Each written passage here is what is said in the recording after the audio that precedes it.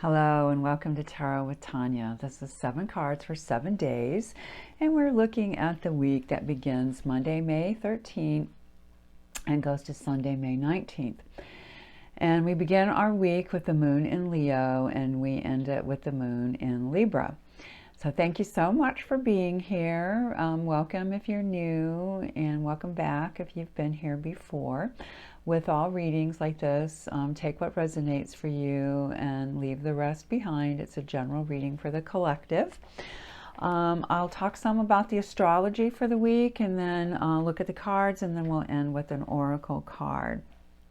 So it's a busy week astrologically.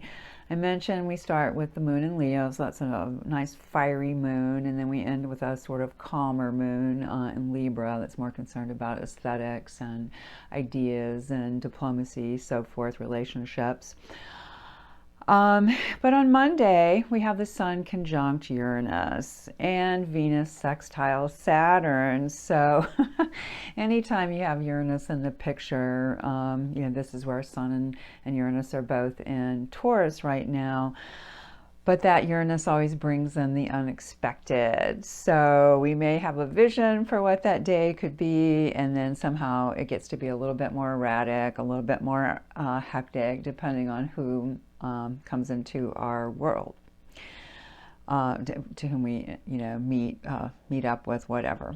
So be expecting the unexpected, potentially try to be present and adaptable, and that would be the Sun Uranus part. And then the Venus sextile Saturn tends to make us pretty realistic about our relationships, because Venus is all about that, about the love and the beauty and the relating, and with Saturn there, keeping it grounded and realistic.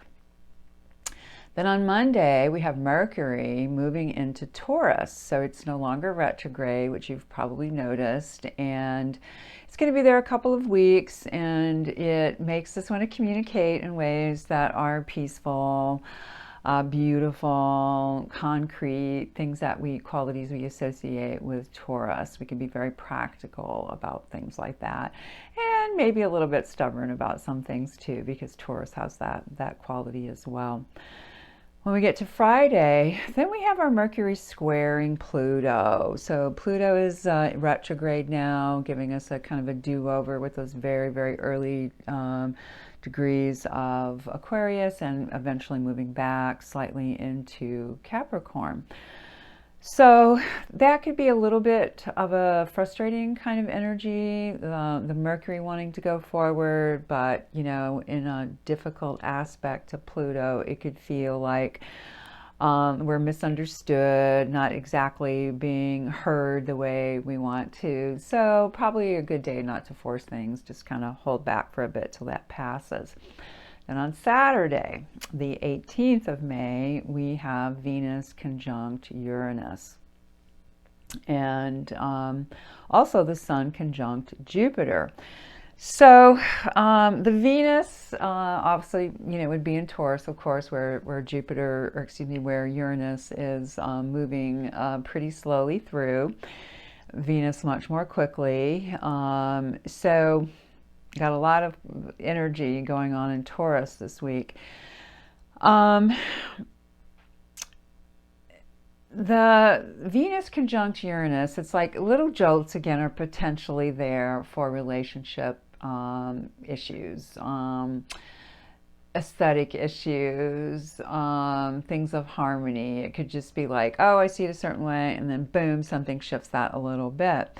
On the other hand, that day, the stronger energy really is the Sun conjunct, or right on top of Jupiter. That's supposed to be one of the best days of the year. So it helps our self-confidence. It makes us feel more enthusiastic. We might feel like we're popular. We can be warm and friendly, and things just feel pretty darn good under that aspect. Then the last one for the week, we have the Sun sextile Neptune. Now, that information flows freely when you have a sextile between the two planets involved. And in this case, though, the sun, that radiance, that brightness, that happy feeling, when it encounters Neptune, can make us very dreamy, very creative. We want to possibly reimagine life for ourselves right now.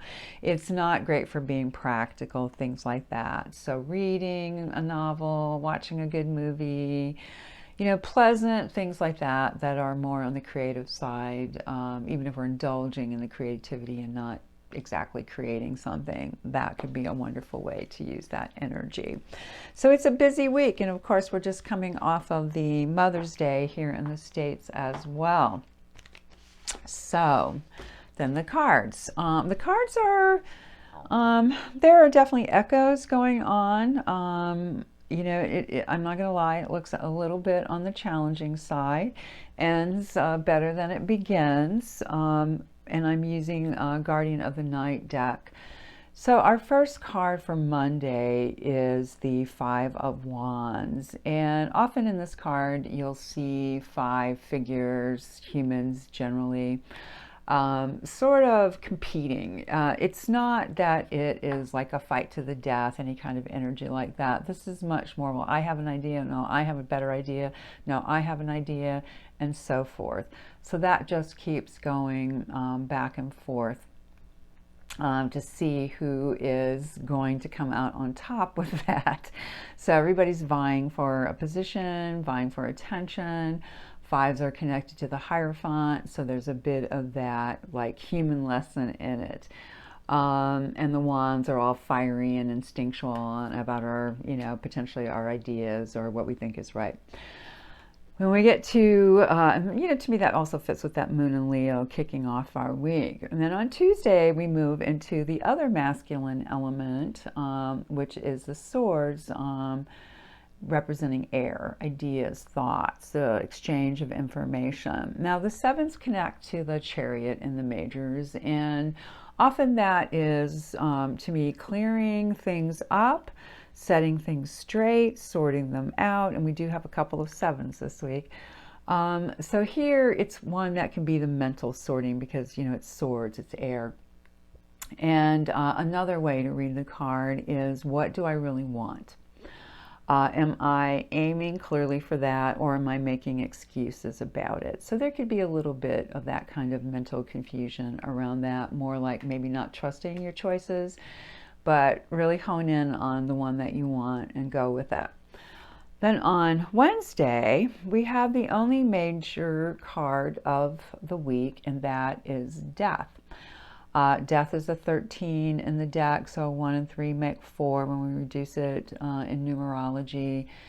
And 4 is very stable, very earthy. Well, of course, part of being on Earth is the deal that we do die at some point. Now, this isn't literal death. This is symbolic death. So here we get what Americans sometimes call the over the hump day, and something ends. It could be an attitude, it could be a mood, it could be a perspective, it could be a situation, it can be all kinds of things. And not at all negative, but just a natural passing of one thing and moving into another. So letting go of something that's no longer serving us. Sometimes those things come in disguises. We don't recognize the loss for, an actual creation of an opening so that something new and better can come in for us. On Thursday, we get that second 7. And this one is the 7 of Cups. So we're moving into that more feminine, emotional, potentially psychic realm. And this one, kind of fits with the whole Neptune, dreamy, not sure what I want, not sure what others are wanting from me. We have our rabbit here looking up, and our cups in this particular depiction are almost like constellations. They're up in the sky, they're tilting different directions, and as typical with the depictions of this card, each cup contains a different energy, an image which represents a different kind of experience, essentially. So, what is it that we are seeking? And we may not know yet. Again, it's that kind of clearing out, sorting things to see where we really want to head with it. So, that's our Thursday. And I would say just be patient with that.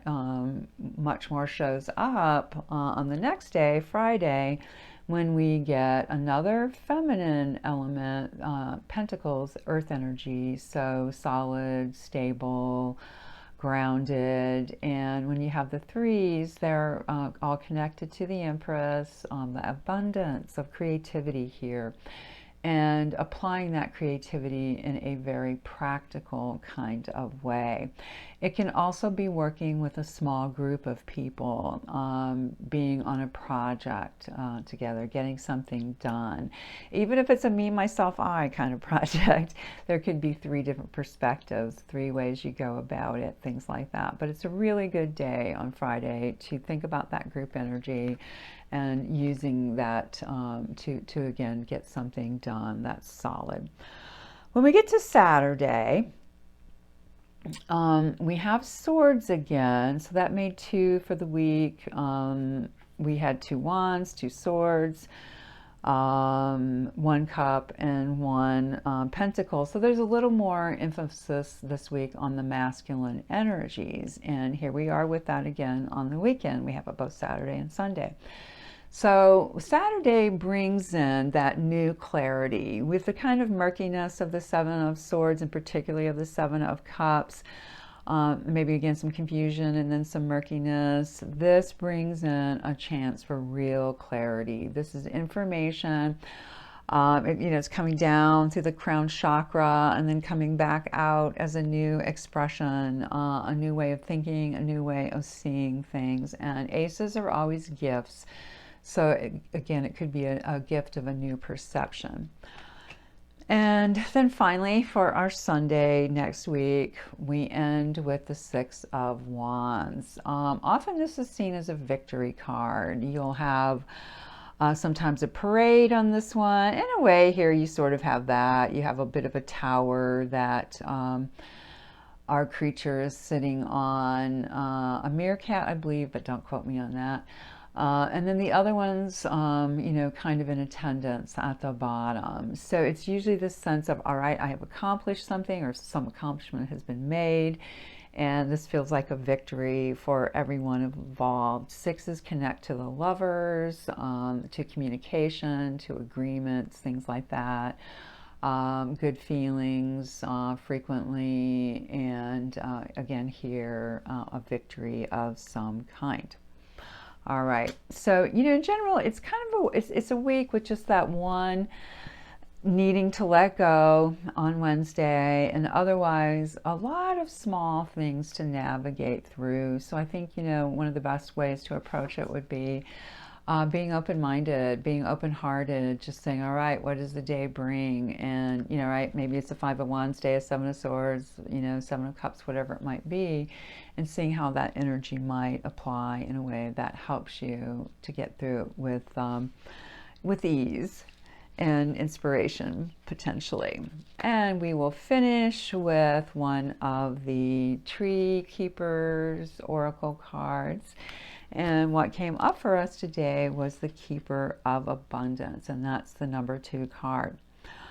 The sun creates enough energy in a single day to run all the machines on the earth for 1,000 years. Read that again. That's the universe you live in, and you are as worthy a recipient of that energy as any tree, plant, or animal. So I'm going to stop for a moment and say I just love that, because it really stops that scarcity thinking that gets so programmed into us, that's used to justify, essentially hurting people, hoarding, from people. So all the energy is there. It is there. We just have to learn how to tap it. So the tree of your soul is ever reaching down into the dark root system of mystery and up into the sun of abundance. True abundance isn't a plethora of things. It's a wealth of energy and resilience. It's the ability to get back up after a failure, the ability to believe in yourself when no one else seems to, the ability to shine again after the rain of trauma or crisis, and like the trees, to reach ever skyward. So that's our true abundance, not about the stuff, but about that inner resilience and belief in the self. So, beloveds, I'm wishing all the best week possible. I hope it's a wonderful one for you.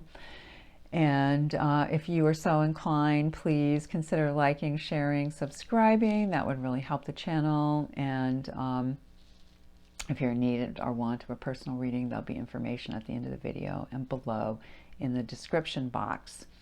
Otherwise, I will see you again next week.